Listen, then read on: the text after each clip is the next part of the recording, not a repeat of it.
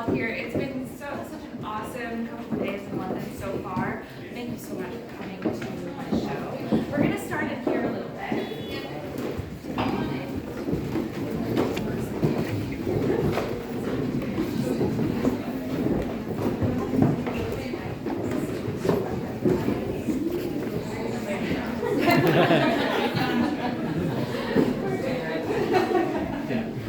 So some of you might know, this exhibition is part of a trilogy of exhibitions that have taken place and will be taking place in New York across the different Lehman Maupin galleries, and all of the shows are inspired by Dante's Divine Comedy. This is the second installment of that trilogy, and this is Purgatory.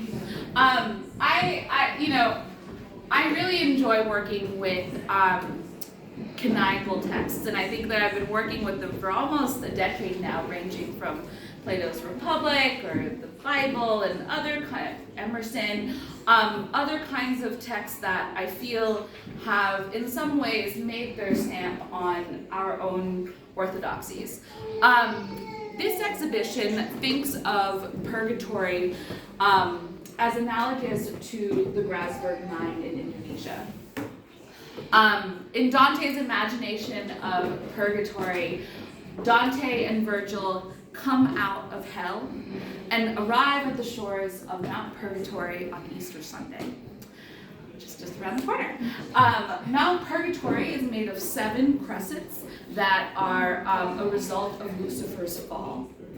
Already, the image of Dante and Virgil arriving on those shores speaks to so many histories and narratives that I have been interested in for a really long time. Ideas about diaspora, ideas about exodus, ideas about migration.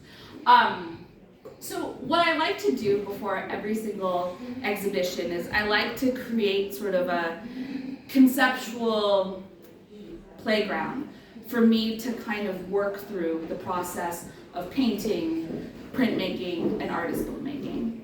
So in this case, the grand analogy is that Dante and Virgil's ascent up Mount Purgatory is analogous to a mining expedition into the Grasberg mine. And from this analogy, it gave me an opportunity to create a world full of vegetation that is unique to my idea of purgatory.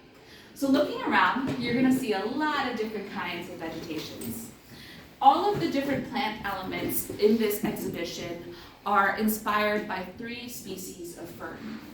And one of the reasons for that is because I wanted my version of purgatory to really have embedded within it this idea of ancient time, which is a timeline that is very difficult for me to understand.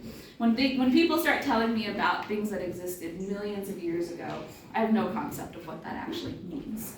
Fossils and ferns have that kind of characteristic embedded in it. And so when you look at some of these lines and stuff, they're actually based off of an asparagus fern, this other type of fern with this little rabbit foot that comes out, and then these like big, really cool elk ferns. The other element that you're going to see a lot, and this is something that I do in work, is collapsing the distance between the micro and the macro. So when you look at all of the paintings and works of paper, you'll see these big arches with these moons that are traveling across the sky. All of those elements collapse the idea of and the path of the moon. Luna moth is this amazing subject to put in purgatory. In Dante's imagination, purgatory exists in between night and day, or heaven and hell. So in this world, the sun is always rising and setting. The night is always kind of leaving.